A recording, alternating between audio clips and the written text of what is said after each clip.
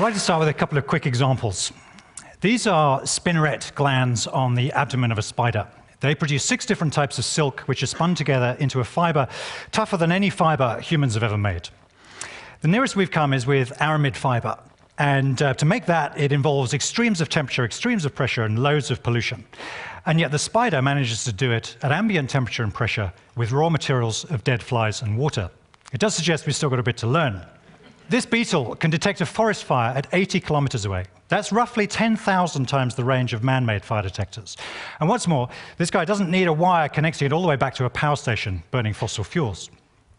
So these 2 examples give a sense of what biomimicry could deliver.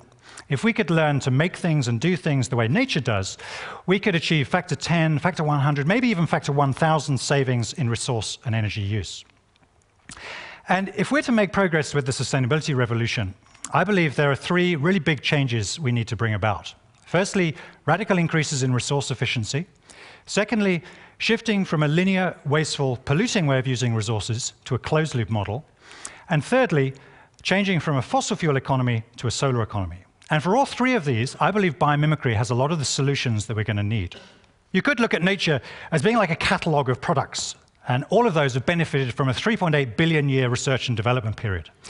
And given that level of investment, it kind of makes sense to use it. So I'm going to talk about some projects that have explored these ideas. And let's start with radical increases in resource efficiency. When we were working on the Eden project, we had to create a very large greenhouse in a site that was not only irregular, but it was continually changing because it was still being quarried. It was a hell of a challenge, and it was actually examples from biology that provide a lot of the clues. So, for instance, it was soap bubbles that helped us generate a building form that would work regardless of the final ground levels. Studying pollen grains and radiolaria and carbon molecules helped us devise the most efficient structural solution using hexagons and pentagons. The next move was that we wanted to try and maximize the size of those hexagons. And to do that, we had to find an alternative to glass, which is really very limited in terms of its unit sizes. And in nature, there are lots of examples of very efficient structures based on pressurized membranes. So we started exploring this material called ETFE. It's a high-strength polymer. And what you do is you put it together in 3 layers, you weld it around the edge, and then you inflate it. And the great thing about this stuff was that you could make it in units, so roughly 7 times the size of glass, and it was only 1% of the weight of double glazing. So that was a factor 100 saving.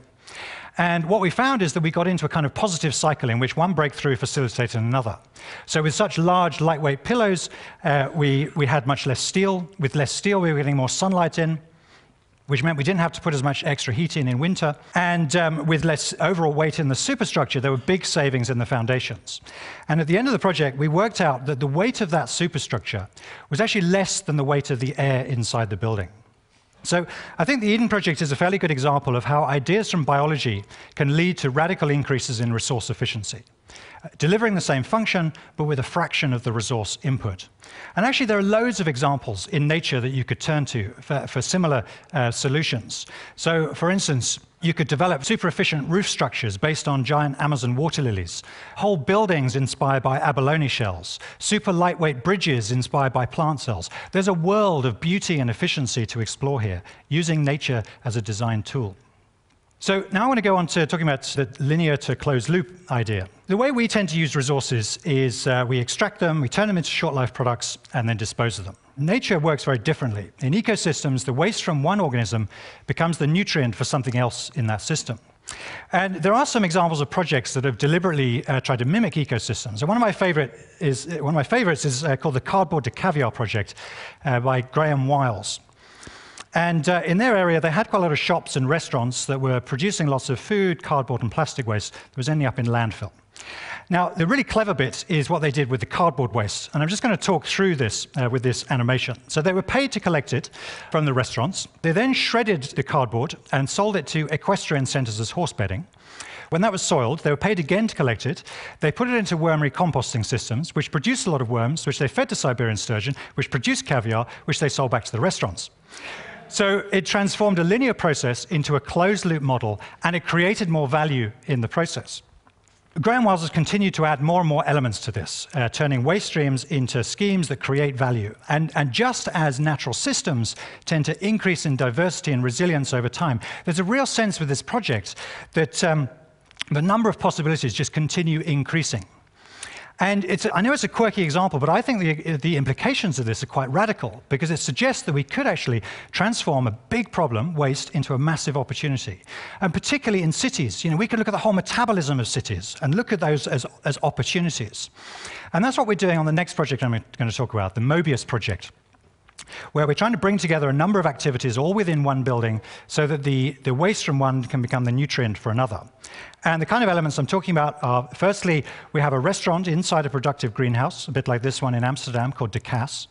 Then we would have an anaerobic digester which could deal with all the biodegradable waste from the local area, turning that into heat for the greenhouse and electricity to feed back into the grid. We'd have a water treatment system, treating wastewater, turning that into fresh water and generating energy from the solids, using just plants and microorganisms. We'd have a fish farm fed with vegetable waste from the kitchen and worms from the compost and supplying fish back to the restaurant. And we'd also have a coffee shop, and the waste grains from that could be used as a substrate for growing mushrooms. So you can see that we're bringing together cycles of food, energy, and water and waste all within one building. And just for fun, we've proposed this for a roundabout in central London, which is at the moment is a complete eyesore. Some of you may recognize this. And with just a little bit of replanning, we could transform a space dominated by traffic into one that provides open space for people, reconnects people with food, and transforms waste into closed-loop opportunities. So the final project I want to talk about is the Sahara Forest project, which we're working on at the moment. It may come as a surprise to some of you to hear that quite large areas of what are currently desert were actually forested a fairly short time ago. So, for instance, when Julius Caesar arrived in North Africa, huge areas of North Africa were covered in cedar and cypress forests. And during the evolution of life on the Earth, it was the colonization of the land by plants that helped create the benign climate we currently enjoy. The converse is also true. The more vegetation we lose, the more that's likely to exacerbate climate change and lead to further desertification. And this animation, this shows photosynthetic activity over the course of a number of years. And what you can see is that the boundaries of those deserts, they shift quite a lot. And that raises the question of whether we could intervene at those boundary conditions to halt or maybe even reverse desertification. And if you look at some of the organisms that have evolved to live in deserts, there are some amazing examples of adaptations to water scarcity. This is the Namibian fog-basking beetle, and it's evolved a way of harvesting its own fresh water in a desert. The way it does this is it comes out at night, crawls to the top of a sand dune. Because it's got a matte black shell, it's able to radiate heat out to the night sky and become slightly cooler than its surroundings. So when the moist breeze blows in off the sea, you get these droplets of water forming on the beetle's shell. Just before sunrise, tips its shell up, water runs down to its mouth, has a good drink, goes off and hides the rest of the day. And the ingenuity, if you could call it that, goes even further. Because if you look closely at the beetle's shell, there are lots of little bumps on that shell. And those bumps are hydrophilic. They attract water. And between them, there's a waxy finish which repels water. And the effect of this is that as the droplets start to form on the bumps, they stay in tight spherical beads, which means they're much more mobile than they would be if it was just a film of water over the whole beetle's shell. So even when there's only a small amount of moisture in the air, it's still able to harvest that very effectively and channel it down to its mouth. So an amazing example of an adaptation to a very resource-constrained environment. And in that sense, very relevant to the kind of challenges we're going to be facing over the next few years, next few decades. We're working with the guy that invented the seawater greenhouse. This is a greenhouse designed for arid coastal regions. And the way it works is that you have this whole wall of evaporator grills, and you trickle seawater over that. So that wind blows through, it picks up a lot of moisture, and is cooled in the process. So inside, it's cool and humid, which means the plants need less water to grow. And then at the back of the greenhouse, it condenses a lot of that humidity as fresh water in a process that's effectively identical to the beetle. And what they found with the first seawater greenhouse that was built was it was producing slightly more fresh water than it needed for the plants inside. So they just started spreading this on the land around. And the combination of that and the elevated humidity had quite a dramatic effect on the local area. This photograph was taken on completion day, and just 1 year later, it looked like that. So it was like a green ink blot spreading out from the building, turning barren land back into biologically productive land. And in that sense, going beyond sustainable design to achieve restorative design.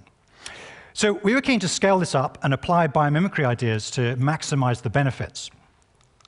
And when you think about nature, often you think about it as being all about competition. But actually, in mature ecosystems, you're just as likely to find examples of symbiotic relationships. So an important biomimicry principle is to find ways of bringing technologies together in symbiotic clusters.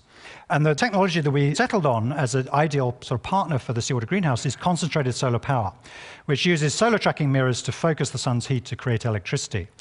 And just to give you some sense of the potential of CSP, consider that we receive 10,000 times as much energy from the sun every year as we use in energy from all forms. 10,000 times. So our energy problems are not intractable. It's a challenge to our ingenuity.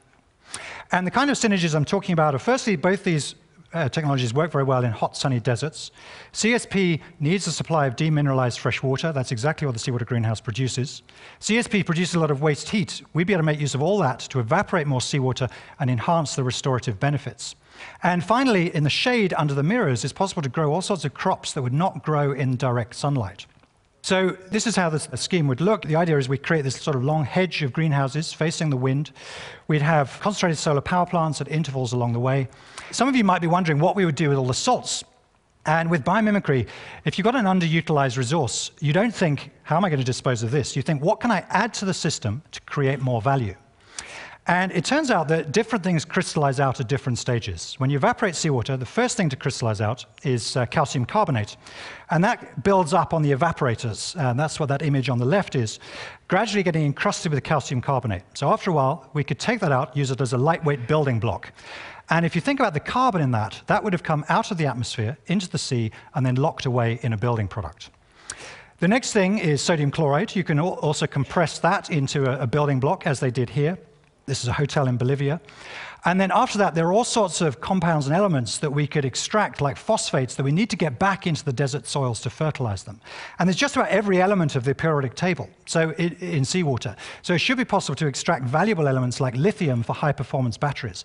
And in parts of the Arabian Gulf, the seawater, the salinity is increasing steadily due to the discharge of waste brine from desalination plants. And it's pushing the ecosystem close to collapse. Now, we would be able to make use of all that waste brine. We could evaporate it to enhance the restorative benefits and capture the salts, transforming an urgent waste problem into a big opportunity. Really, the Sahara Forest Project is a model for how we could create zero-carbon food, abundant renewable energy in some of the most water-stressed parts of the planet, as well as reversing desertification in certain areas. So returning to those big challenges that I mentioned at the beginning, radical increases in resource efficiency, closing loops, and a solar economy. They're not just possible, they're critical. And I firmly believe that studying the way nature solves problems will provide a lot of the solutions. But perhaps more than anything, what this thinking provides is a really positive way of talking about sustainable design. Far too much of the talk about the environment uses very negative language. But here, it's about synergies and abundance and optimizing. And this is an important point. Antoine de Saint-Exupéry once said, if you want to build a flotilla of ships, you don't sit around talking about carpentry. No, you need to set people's souls ablaze with visions of exploring distant shores. And that's what we need to do. So let's be positive, and let's make progress with what could be the most exciting period of innovation we've ever seen. Thank you.